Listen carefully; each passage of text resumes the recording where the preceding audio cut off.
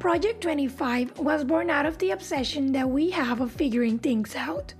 Honestly, being 25 is weird because we either pursue certain goals without questioning if they're what we truly want, or we're not sure what direction to follow, and that leaves us with a lot of uncertainty.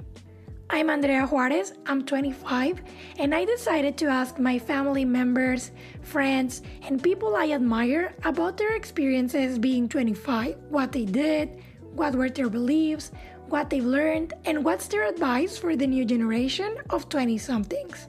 There is a lot to live and learn, and I believe that by listening to others, we can reflect and learn a little bit more about ourselves and think about what we want for our present and for our future.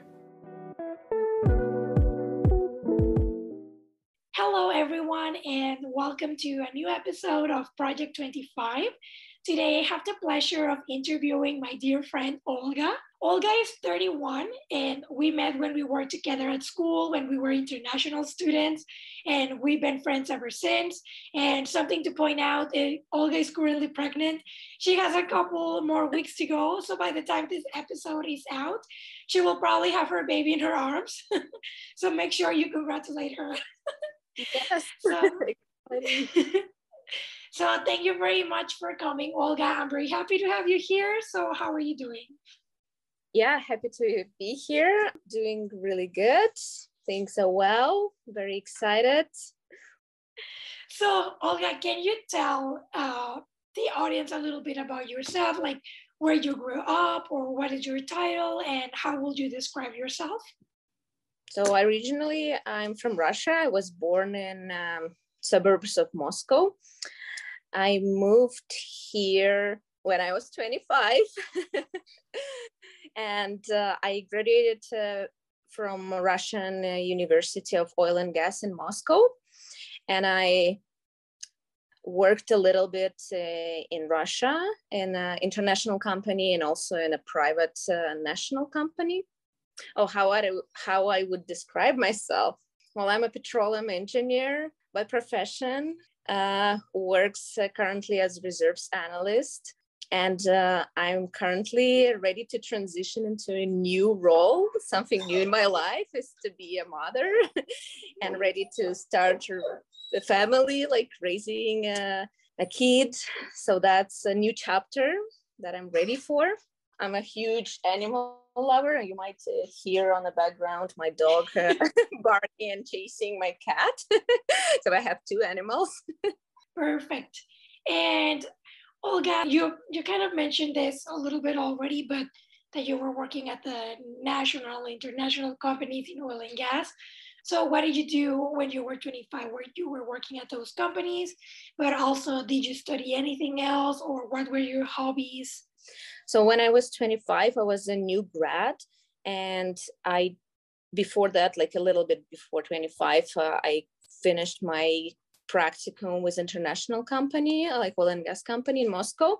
I had a fabulous experience.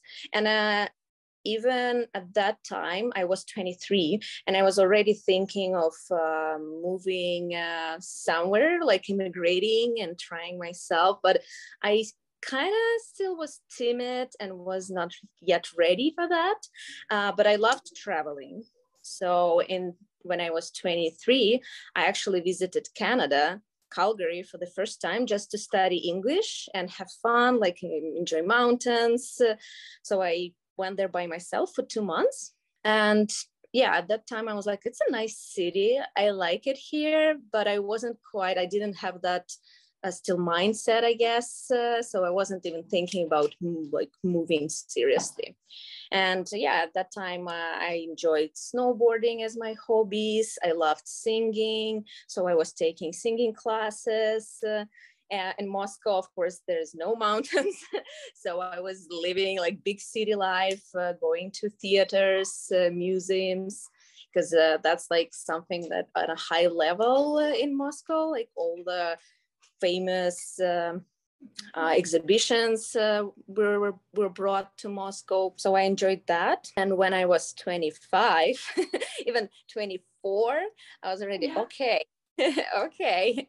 Now I had a little bit of experience working in Russia, and I traveled and I've seen other countries, and I was like, okay, maybe I'm ready to try and move. And I built that confidence that, okay, how I can find a job in Canada. Okay, so that's interesting. So, Olga, so you moved here at 25, Mm-hmm. and so did you start working right away? You went to school to here, right?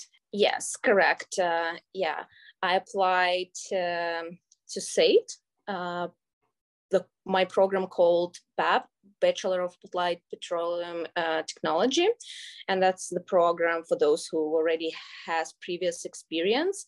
I would say like not even experience, but education, some sort of, it's either bachelor or diploma in civil, petroleum, any kind of engineering. And that program provided me like applied skills for easier transition into Canadian industry, because everything is like completely different here in terms like software, how the development is going, things like that. So I decided to take this path through studying and then finding a job, which actually worked out really well for me. So I'm glad I did that. And I met you. Yeah, exactly. that's that's crazy. And then, so Olga, when you moved here, you were like, okay, I'm ready. And then you had to like go to school again, but you were still 25. You were really young. So what did you think when you were 25? Like, okay, I have to start again. Like, what was your vision of the world? Or did you have like a certain mantra or motto, like like a specific way to see your life, or what was your biggest belief? Well, honestly, I think at 25, I still was like, I'm not sure what I'm doing, but I'm gonna try. Yeah, it was not easy at the beginning because it's a new country, new language. I came by myself. I had to take part-time jobs and like where we met in call center and then Odyssey Yeah. shop on campus. But it was fun times. Still, I think it was fun for me. And 25, I was fully invested in like student life. So that was fun. But of course there were struggles because the industry wasn't doing well as I expected, and I didn't follow like any politics, what's happening in Canada or like oil and gas overall. And then I realized, oh, actually there's like crisis and it's not easy to find a job in my industry right now. So I had to be very proactive and overcome myself, because I had to push myself out of the comfort zone and try and take leadership roles in our student club for petroleum technology at SAIT. So I was organizing lunches and breakfast for industry people in my field, which gave me opportunities to meet more people from oil and gas companies and kind of learn from their experience. And the favorite word here, the networking. Yeah. So that was also not easy because it wasn't something that was common in my country. And I had no experience even talking about myself and about my passion in industry, about my knowledge. So yeah. Okay, so yeah, that's very interesting. But yeah, I guess like you had to put yourself out there, right? Yeah. And figuring it out as I was going. Didn't have like strong beliefs or anything. Yeah, just trial and error. But I like that. And Olga, I have a question for you about that too, because you work in the oil and gas industry, so which is like a very male dominated industry. So like, how has that been for you? Like Yes. from when you were 25 even, and like to this day, how has that evolved? Yeah, it was not that easy because originally in Russia, uh, I'll give you an example. In my group at the university. We had 30 people, and 25 of them were men and 5 girls. So that gives you an idea of the ratio. And unfortunately, some of the teachers over there were not taking like girls super seriously. And I think that kind of made an effect on me, or left an effect on me, that I became like shy and not super confident. So when I came here, it was a struggle for me to speak up, especially like in classes, to firmly tell my opinion, like asking questions as well. Like usually was quietly sitting at the lectures and listening and following the material. And then I slowly started like looking around and realizing, okay, it's different here. So I should also try and push myself. And I started, working on that by preparing. Of course, like I had to read more and study hard so I can build that confidence. So like the confidence wouldn't come out of nowhere, right? So first I was trying to get as much knowledge as possible, and then actually pushing myself to start ask questions, speak up, go to that industry event and network, talk to people, expose myself. So, and I'm still doing that until this time. Of course, by that time, and I already work for 4 years in oil and gas company here in Calgary, and I can see that how I grew within those years, and I still see areas for improvement. Wow, that's very interesting. Yeah, I was wondering about that because I know it's harder for like women when they are in a very male dominated industry, but yeah, I'm glad that like you overcame that. Yeah, I'm still overcoming. And that's also like the background, because I think if you were raised and born here, or at least like went to from school to university here as the female, it's easier to build that confidence. As for me, and I talked to a lot of my female friends who also graduated from Russian university and came here, and they also struggle with that they a little bit lack of confidence in a male dominated industry. That's something that they also feel inside themselves, so they have to work harder, push themselves. But overall, here in Canada, I feel that it's way easier to start doing. There's less like judgment, and environment is more friendly these days, as opposed to how I was feeling back home. Yeah, I can imagine. But also, I guess fake it till you make it. That's what people say. Yeah, exactly. Like, yeah, because I think so too, that the imposter syndrome is real, especially in women. Like there's like confidence gap, I think, but I guess it's more like systemic, or but I'm not gonna deviate from that. So Olga, I want that's a topic for another podcast. Yes. Another episode actually. So Olga, I wanted to ask, so from when you were 25 to this date, what has changed in the world, in your environment, in yourself? I know you talked a little bit how you have seen yourself like grow from when you started working to like this day, but are there any other topics where you've noticed that, oh, this has changed a lot? Well, yeah, of course. I grew in many areas, from professional knowledge and experience wise, but also personally in terms of like relationship, and my hobbies also changed.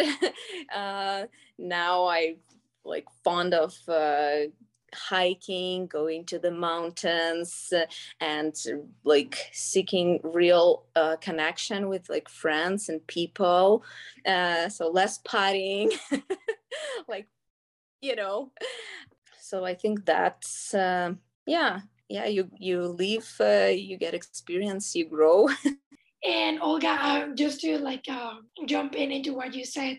So now, what do you do, and what are your beliefs? So you talk about your hobbies too, and like building connections with people. I don't know if you wanna talk a bit more about that, comparing like what you used to do when you were 25 to nowadays. So yeah, currently I work in medium oil and gas company, the producing company.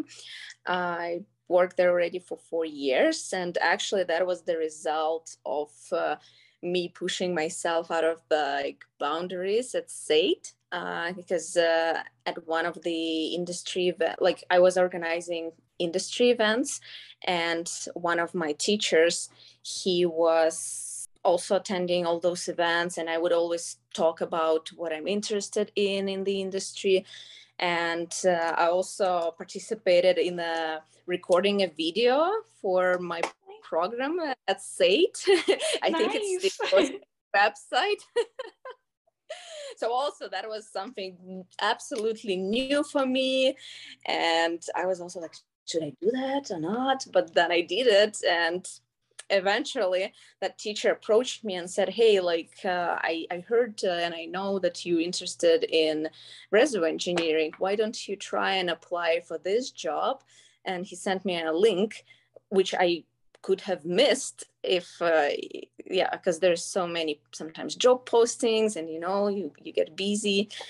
He also gave me his reference, and I was invited for the interview, and that was at 2018. 2018. And since that I've been working there for 4 years already, almost. So that's one part of it. But another part is, as I mentioned, is actually trying to connect and keep that connection with people that I met here and who are close to me by their personality. So you pay more attention to people and try to give them time and listen to their problems, needs, also not always take, but also give. So that is something that I started realizing, I guess, now with time, because before that you always in a rush, so much going on in life, and that's for everybody. We have busy lives, but sometimes slowing down that's important, and look what's important for you, who's important for you, and seeking for a quality time with friends, with family. Okay. And Olga, thank you for letting me know that. And I have another question. So, what has been your biggest challenge, and how did you overcome it? Well, apart from what we already discussed about being a female and timid and shy, right? I think another challenge might be that as an immigrant, there is a paperwork involved. Oh my God, yes. So I had to always be on top of that. And that's the reason why I had to be proactive, because there was a limit for my first student visa. So I had to follow deadlines. I had to finish all my courses by certain time. Then after graduation, I had work permit that was also given for me for 3 years. So I had to find a job, gather experience that will qualify for my program, so I can apply for permanent residence. So I also couldn't just sit and relax, and so to actually be very, very proactive. And at work, I had to do my certain best to stay there and get enough experience so I can apply for my documents, which fortunately I was able to do. I was very, very lucky and persistent, and I got my permanent residence in summer 2020. Yeah, yay! I was super happy. But just following your goals, be on top of that, kind of helped me a lot. Yeah, it is a lot of paperwork and it is very stressful. And Olga, I have a couple more questions. But right now, like, or well, in the past years, what has motivated you or what motivates you right now? Probably at that time, around 24, 25, I would say the motivation was coming from my family a lot. And especially at that time, my father passed away in 2014. But before that, he was always motivating me and pushing that I should try myself in international companies or abroad, like immigrate, that I'm smart enough and I should be persistent. So I think like his words were motivating me at that time, because myself, I was like, I'm not sure what to do, what I really want. But then the vision of a better life and better quality lifetime balance and better positions in terms of work, like companies, I thought that in Canada, for example, or in Europe, I might have better opportunities, which will look good for my resume, for my experience. I think that was like a mix of motivation at that time. So to try myself out there and seeking a better quality life, like a standard of life, that was it. And what motivates you now? Now it's more about enjoying life and enjoying it at that level that I already have, so I can afford go like driving to the mountains, afford that gear, and then not only for myself but as a family now, being married and having a kid on the way. So I want to be able to show my family and like my child, future child, the world. So I want to be able to travel with family. Yeah, I think because there's so many places to see. Yeah. Hopefully, once everything calms down with COVID, we can start traveling again. So like learning other cultures, like learning other languages. For example, you probably know that I speak Spanish and I still want to keep improving it, because because without practice it's harder. But the more you travel to like Latin American destination, for example, that's where I can use it. So yeah, I think enjoying life, that's what motivates me. Enjoying like what I do during my free time. Because for example, in 25, I was 24, 25, I lived in Moscow. My commute time one way was about hour and a half. Oh my God. One way. One way. So you can imagine that during weekdays, by the time I would get home, I don't have any energy or anything to really do. So my only free time was on the weekends, and that's when I would go see my friends, or I don't know, like go to theaters and stuff. But now I have way more time to actually realize what I like doing during my free time. Yeah. what I look forward to. Yeah, that's awesome. And Olga, I will like enjoying life is a huge motivation. And I meant to ask, I guess it's kind of tied to what you said, but like, what are your like traveling with family? But what are your goals or plans for the future? Well, yeah, that's a interesting question. I had goals.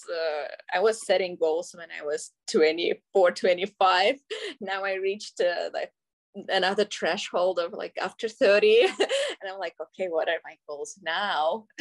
Well, first of all, have a baby.